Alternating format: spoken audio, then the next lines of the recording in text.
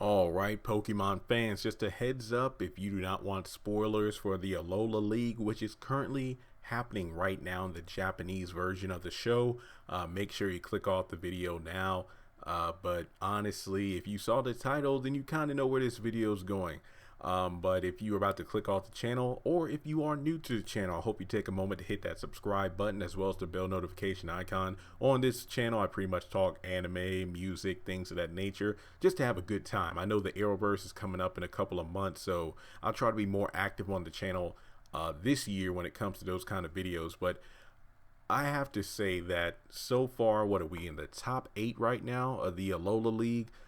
Battling it out to see who's going to the semifinals and then the final round, and this is potentially the most underwhelming league. I don't even know if I can say I don't even think worst is the word I want to use. I think, yeah, the Unova League heavily, no doubt the worst, but I think that the Alola League has been the most underwhelming. I think the atmosphere surrounding this league has definitely been extremely low when compared to the X and Y series. I mean, X and Y felt like we had a winning formula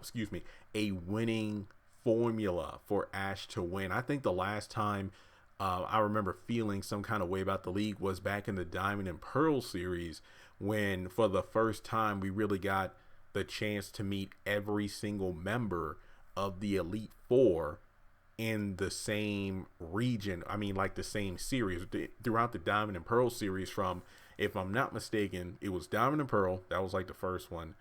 Then it was Battle Dimension. Then it was Galactic Battles. And then it was Sinnoh League Victors. And throughout those 4 seasons within the same series, the DP series, we met not only the champion Cyndia, but every single member of the Elite Four. I believe it was Lucian who told Ash that, hey, if you want to become a member of the Elite Four and battle the champion, then you have to win the Pokemon League of your home region, beat the Elite Four, and then fight the champion. I believe that's what he said. And that was the first time we really got any insight as to what really happens when a trainer wins the league. Oh, the champion league is what happens next. Interesting. But on top of that, Ash had one of the best battles of his career in the franchise against Paul, even though he lost against Tobias. And with the Alola with the X and Y series, it seemed like everything was good to go. He had a badass form change with the Battle Bond ability with his Greninja, but then he lost in the finals. And the problem with the X and Y series league is that it didn't even feel like the league was important, because it was set up for the Team Flare arc, which in my opinion, I think like the finale of the Pokemon League in the last series was so disappointing. I didn't even care about the Team Flare arc at the end of it. Just like in this series, it's currently August, so Sword and Shield will be coming out in about 2 months from now. So I don't know if we're doing the Rainbow Rocket arc in the Sun and Moon series. So we have we have about 4 episodes of Sun and Moon this month. I don't think we're going to have any other breaks in the anime until the series ends, but I imagine the Sun and Moon series might be coming to an end next month in September. That's just an estimation. I don't know. I'm just kind of theorizing here. I feel like there isn't any hype for the league, because I remember when they announced it in the English dub, which just aired this episode a couple days ago, when Guzma first appears. That's when they announced the Alola League will be happening. That's when they pretty much confirmed that anyone can enter, even people who haven't even been in trials with the Kahunas, who don't even have Z crystals. They can just enter the league. And that made it extremely underwhelming. Like, any Joe Smo from the street can enter the Pokemon League, meaning that, okay, we're going to have a bunch of no-name trainers, or potentially some stranger who might be incredibly strong, who's visiting the Alola region for whatever reason, and he wins. But in this case, the league has just been a bunch of but I think so far the best episode of the league was the first episode where you had the battle royale of 151 trainers. I wonder why it's that particular number. And while somewhat disappointing because so many of the victories were one-hit knockouts, at the same time it was a fun dynamic. But there were a bunch, I'd say at least half of the trainers who made it to the second round did not deserve to make it to the second round. Lily, Mallow, Sophocles, really? And then there were other trainers who have been shown in the Sun and Moon series before who got knocked out, so they didn't even make it to the top 16. And then we get to the league battles and they're either too rushed or they put like 2 to 3 battles in an episode and they're all one-on-ones, and it's just very disappointing. So I just think that the atmosphere and expectations of this Pokemon League have been extremely underwhelming when compared to the X and Y series. You know what? It's not even the fact that Ash is most likely going to win this league. It's the fact that I don't think anyone really cares, because the Sun and Moon series, I will give credit where credit is due, is a lot better than I thought it was when I first started watching.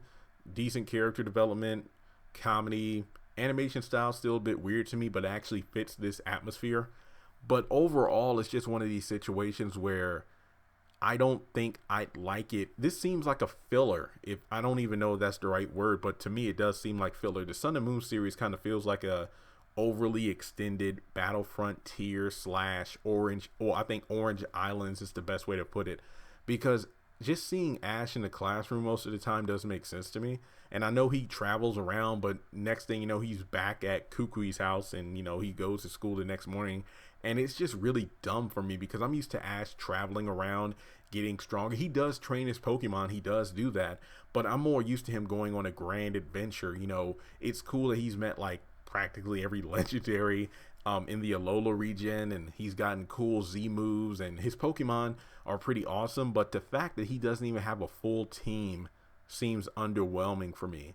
Not to mention, on top of that, I'm used to him not having fully evolved Pokemon, but we're in the middle of the Pokemon League and he only has one Pokemon that's fully evolved, and that's his Lycanroc.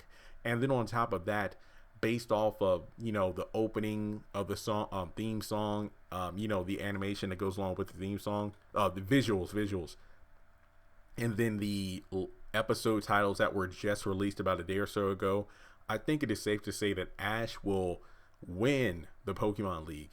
Ash will fight the Master Royal in the exhibition match after winning the Alola League. His Torracat, I don't see why it would not evolve into his Incineroar. It doesn't really matter if he wins or loses that match. At that point, he had won the Pokemon League. But imagine him winning the league but then losing to the Master Royal. I don't know how I feel about that. I mean, honestly, I wouldn't care because he still won the league, but I guess you could say the Master Royal is like the pseudo champion of the Alola League. I mean, the Alola region, which makes sense because he's like a hero. He's like a celebrity. People love him. But at the same time, it's like, whatever. So I don't know. Let me know your thoughts in the comment section below. How do you feel about Ash winning this league? I was going to talk about Ash versus Hal in this video, but it kind of evolved, no pun intended, into like a mini disappointing perspective of the league itself. It just seems like a big joke. It does. I mean, I think at this point, Ash is going to beat Hal. Then he's going to fight Guzma in the semifinals. Then he'll face Gladion in the finals. Then he'll face the Master Royal. And then we'll probably have a handful of episodes wrapping up the Sun and Moon series. Then he'll go back to Kanto. And speaking of the league, where's his mom? Where's Misty and Brock? Where's the Professor Oak cameo? Where's all that stuff? We're usually used to those little cameos. Either the character show up in person or they're watching the league on television. But then again, maybe the other characters realize how lame this series is and decides not to watch the league. So I can't blame them. So once again, if you're new to the channel, make sure you hit that subscribe button. Let me know your thoughts in the comment section below, and I'll talk to you soon. Congratulations on making it to the end of this video. If you like what you just saw, make sure to hit the thumbs up button, or if you have anything you would like to add to the video, make sure to leave your thoughts in the comment section below. If you want to keep up with me on social media, go to the description box. All of my links for social media are right there. Also, if you feel like you would like to donate to the channel, make sure to click on the link to PayPal. Any amount helps. $1, $5, $20. As a full-time YouTuber, any support from my fans really does mean a lot to me. Finally, make sure to hit the subscribe button as well as the bell notification icon. That way you're kept up to date on any new content I post to the channel. Once again, thank you so much for tuning in, and I'll talk to you in the next video.